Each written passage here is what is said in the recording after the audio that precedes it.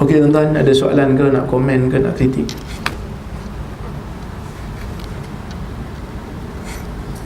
InsyaAllah kalau ada kesempatan, bab sikat rambut tu kita bincang kemudian. Saya tengok ramai yang resah, macam mana saya nak sikat rambut tiap hari. Dah. Jangan ambil, saya kata tadi, ulama' berbeza-beza pendapat tentang sebab kenapa Nabi larang sikat rambut tiap hari tu. Kerana ada sebahagian mereka kata kerana Nabi tak nak kita bermewah-mewah dan banyak buang masa. Tapi zaman sekarang ni taklah sampai tara tu kan. Setakat sikat rambut ni sikit je lah, dan keperluan. Kerana kita lepas mandi, sebab negara Arab bukan mandi hari-hari, kita mandi hari-hari. Jadi di sana ada perbahasan dan perbincangan. Yang tu kemudian nanti kita cerita. Tapi janganlah risau sangat.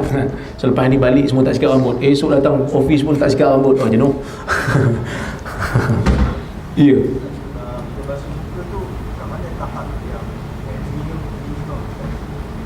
Muka bermula daripada bermulanya tempat rambut ni sehingga bawah daripada zakan, apa ni, dagu. Kemudian daripada telinga sehingga ke telinga. So itulah muka, yang mana ada muwajahah. Muwajahah ni maksudnya ruang yang orang nampak bertentangan dengan dia. Okey. Cuma yang mana ada khilaf di kalangan ulama tu yang ni. Tahzif. Ni kan ruang ni kan. Ruang ni kepala ke muka? Ini ada khilaf. Ada yang kata ni kepala, ada yang kata ni muka. So kalau ni muka kena basuh sekali lah. Tapi yang sahihnya yang ni kepala, sebab dia rambut kan. Yang ni kadang-kadang orang ni dia sulah sikit kan. Dia punya apa? Dia punya rambut kat sini. Lepas tu dia masuk ke dalam sikit. So dia ada macam apa? Dia macam teluk intan sikit. Teluk. Jadi kawasan dalam tu kepala, walaupun tidak berambut. Ya? Rambut pulau. Oh, kalau ada pulau di sini. Orang kata padang golf. Itu pun kepala juga. Jadi kalau bukan kata pulau, kita kata bermula daripada tempat tumbuh rambut. Jadi kalau rambut dekat sini, kat sini baru ada rambut, sini tak ada rambut semua. So kita ambil yang mana manusia biasa lah, ataupun masa dia ada rambut dulu. Itulah kawasan muka. Jenuh lah nak kena basuh sekali kat sini kan. Okey.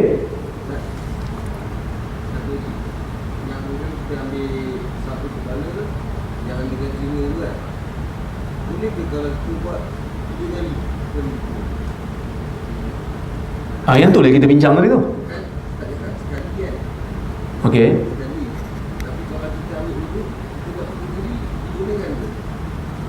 Pertama, kalau ikut mazhab Syafi'i, ya.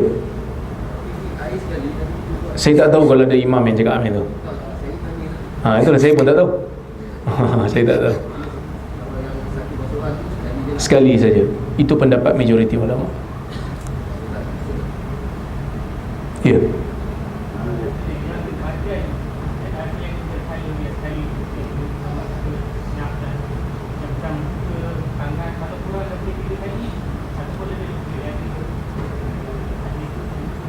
Saya sebut tadi kan, Nabi SAW sebut dalam hadis, ada hadis Nabi basuh sekali, ada hadis Nabi basuh 2 kali, ada hadis Nabi sebut 3 kali. So ketiga-tiga ni sunnah. Lebih daripada tu Nabi kata faman zada faqad asar. Siapa yang buat lebih, maka dia telah buat benda yang tak elok. Maka sebab itu tidak makruh lah untuk kita basuh lebih daripada 3 kali.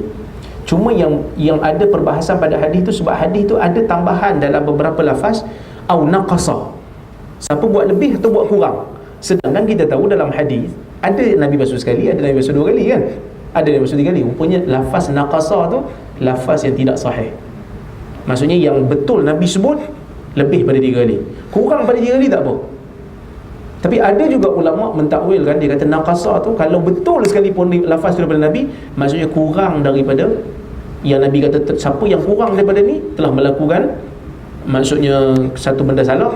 Bila mana dia basuh tu bukan basuh 2 kali atau sekali, tapi dia basuh tak cukup anggota wudu, kaki dia tak basuh umpamanya, ataupun dia basuh tak sempurna, maka dia telah melakukan satu kesilapan dan satu dosa lah. Wallahu ta'ala alam.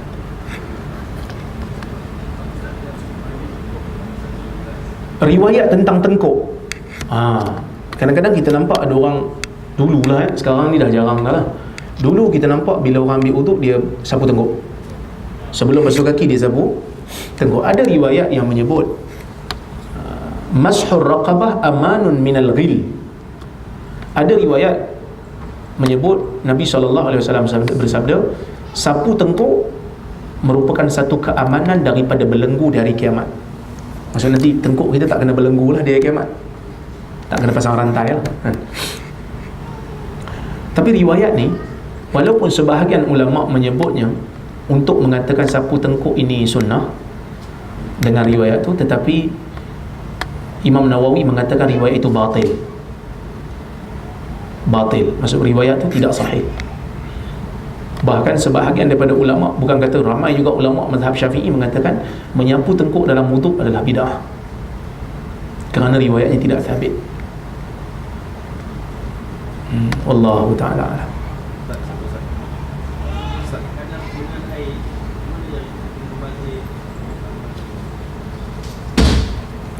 Bila lebih pada hajat, Nabi dalam sebuah hadis, Nabi SAW nampak sahabat ambil air berlebihan. Walaupun Nabi kata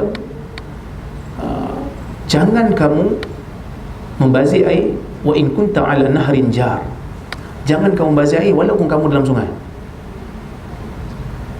Kita duduk dalam sungai, kamu membazir, semua masuk dalam sungai balik kan. Tapi Nabi kita jangan lebih pada had, sebab dia akan jadi habit. Macam mana membazir? Dia buka paip dulu, lepas tu baru dia nak selak. Air turun ni. Maka Nabi pernah ambil uduk dalam hadis dengan satu mud. Betul? Satu mud ni satu tadahan tangan. Nabi pernah ambil uduk dengan satu mud. Kita ambil uduk satu baldi, maka kita dah dikira membazir kalau tidak diperlukan. Tapi kadang-kadang ada seorang ustaz ni, dia ni mazhab Syafi'i lah, memang dia mengajar mazhab Syafi'i wuduk kan. So dia tunjuk cara ambil wuduk dengan air yang minima kan. Macam mana cara Nabi ambil wuduk. Tapi ada orang komen juga, kita kat Malaysia kan banyak air, apa salah lebihkan sikit. Ini masalah orang tidak berpada dengan apa yang Nabi tunjuk ni, bahaya. Nabi tunjuk dah kan, satu mud itu yang terbaik. So jangan kita membazir lebih, kata lah. Kalau alasan Malaysia banyak air maka boleh membazir, maka kita seolah-olah telah mengatakan Nabi SAW menunjukkan satu benda yang tidak baik untuk kita ikut lah. Wallahu subhanahu wa ta'ala alam. Ibnu Umar mengambil wuduk dan membasuh mata kerana dia menganggap basuh mata itu wajib kerana ia sebahagian daripada muka. Tetapi pandangan ini tidak dipersetujui oleh majoriti ulama dan menganggapnya sebagai satu perbuatan yang tidak dituntut pun, tetapi dia buat juga. Sebab tak ada riwayat yang menyebut basuh muka. Basuh muka tu termasuk sekali dengan basuh mata. Bahkan kadang-kadang memudaratkan mata lah. Sebab kita kena ingat tuan-tuan, zaman Nabi ni air bukan macam air kita yang dicuci oleh Indah Water ataupun yang dirawat oleh syarikat Syabas. Air zaman Nabi ni kadang-kadang air telaga yang berbau. Kadang dia ada logam, ataupun mungkin air tu dia campur dengan tanah. Maka kalau masuk dalam mata mungkin akan membahayakan. Masuk sekali dengan pasir, so dia akan membahayakan. Maka sebab itu dikatakan oleh sebahagian ulama, Ibnu Umar di akhir hayat buta dikatakan sebab dia buta di akhir hayat tu sebab dia basuh mata masa wuduk dengan air. Mungkin air itu tidak bersih, merosakkan mata dia. Tapi ramai juga lah, bukan Ibnu Umar saja yang buta di akhir hayat, ramai juga ulama buta di akhir hayat. Mungkin kerana mereka kuat sangat membaca, mungkin zaman tu zaman tidak ada Telekom Malaysia, Telekom TNB, Tenaga Nasional maka cahaya yang tak banyak tu mungkin merosakkan sebab dia stres sangat. Mungkin juga katarak bila dah tua. Jadi macam-macam kemungkinan lah. Tapi sebenarnya orang yang buta mata ni ada kelebihan dia, Allah Ta'ala akan ganti dia dengan syurga kalau dia sabar. Maka mungkin ulama-ulama tu Allah Ta'ala nak berikan mereka syurga, maka Allah Ta'ala ambil kedua matanya. Wallahu subhanahu wa ta'ala.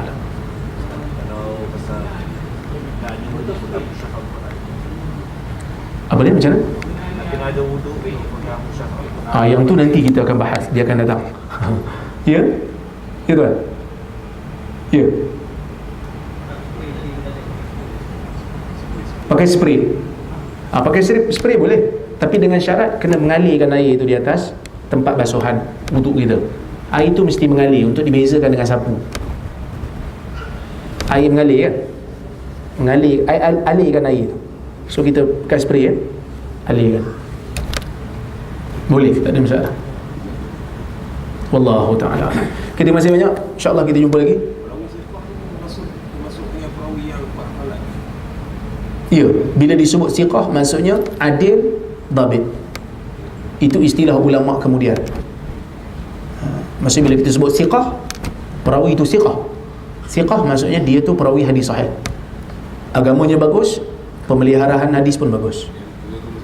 Ya, kebiasaannya begitu. Ada juga perawi yang ulama lain kritik ingatan dia, tapi Yahya bin Ma'in kata siqah, ada juga.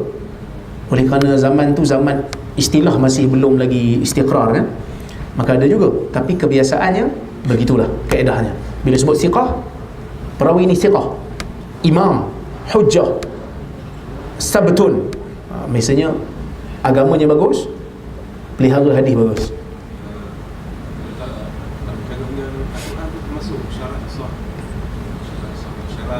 Hadis sahih. Ya. Ya. Tidak menyanggahi Quran dengan percanggahan yang tak boleh nak diselesaikan.